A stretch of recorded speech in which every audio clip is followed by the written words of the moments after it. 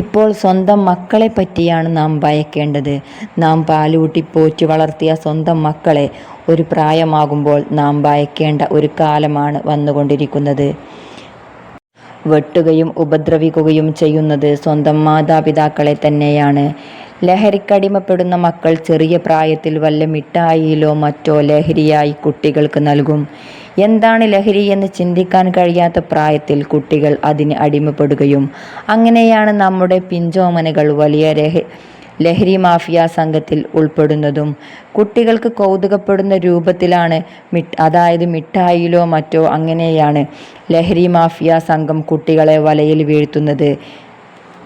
പിന്നീടവർക്ക് ആ കുരുക്കഴിക്കാൻ കഴിയാത്ത വിധം അവർ ഒരു വലിയ ട്രാപ്പിൽ പെടുകയും ചെയ്യുന്നു. എല്ലാ മക്കളെയും ലഹരിയിൽ നിന്നും കാത്തുരക്ഷിക്കട്ടെ.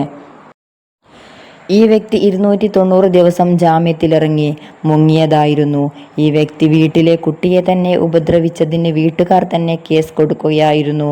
അങ്ങനെ ഈ വ്യക്തിയെ പോക്സോ കേസിൽ ഈ പ്രതിയെ അറസ്റ്റ് ചെയ്യുകയും അവസാനം വീട്ടുകാർ തന്നെ അവനോടുള്ള ദയ കാരണം പുറത്തിറക്കുകയായിരുന്നു. അങ്ങനെ ഈ വ്യക്തി നല്ല ജീവിതം ആദ്യമൊക്കെ നയിച്ചെങ്കിലും പിന്നീട് വീണ്ടും ലഹരിക്കടിമപ്പെട്ട് വീട്ടുകാരെ ഉപദ്രവിക്കാൻ തുടങ്ങി. അങ്ങനെയാണ് ഈ അമ്മ പോലീസിൽ പരാതി നൽകി. അങ്ങനെ ഇന്ന് വീണ്ടും ഈ മകനെ പോലീസ് അറസ്റ്റ് ചെയ്തു.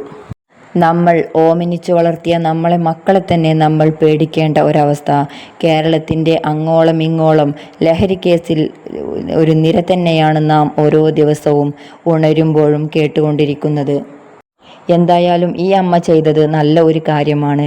കഴിഞ്ഞ ദിവസം അഫാൻ്റെ കേസിൽ നമുക്കറിയാം എത്രയോ കൊലപാതകങ്ങൾ ക്രൂരകൃത്യങ്ങൾ അവൻ ചെയ്തിട്ടും ആ അമ്മ അവനെ സപ്പോർട്ട് ചെയ്യുന്നതായി നമുക്ക് കാണാം. അതുകൊണ്ട് ആ അമ്മയുടെ സപ്പോർട്ട് മൂലമാവാം അഫാന് അത്രയും ക്രൂരകൃത്യങ്ങൾ ചെയ്യാനുള്ള ഒരു ധൈര്യം കിട്ടിയിട്ടുണ്ടാവുക. ഈ അമ്മ ഇങ്ങനെ ചെയ്തതുകൊണ്ട് വലിയ ഒരു അപകടം ഒഴിവാക്കാൻ സാധിച്ചു എന്നതാണ്. നിങ്ങളുടെ വിലയേറിയ അഭിപ്രായങ്ങൾ നമ്മുടെ കമൻറ്റ് ബോക്സിൽ അറിയിക്കാൻ മറക്കല്ലേ. സപ്പോർട്ട് ചെയ്യാത്ത കൂട്ടുകാർ എന്തായാലും സപ്പോർട്ട് ചെയ്യണേ.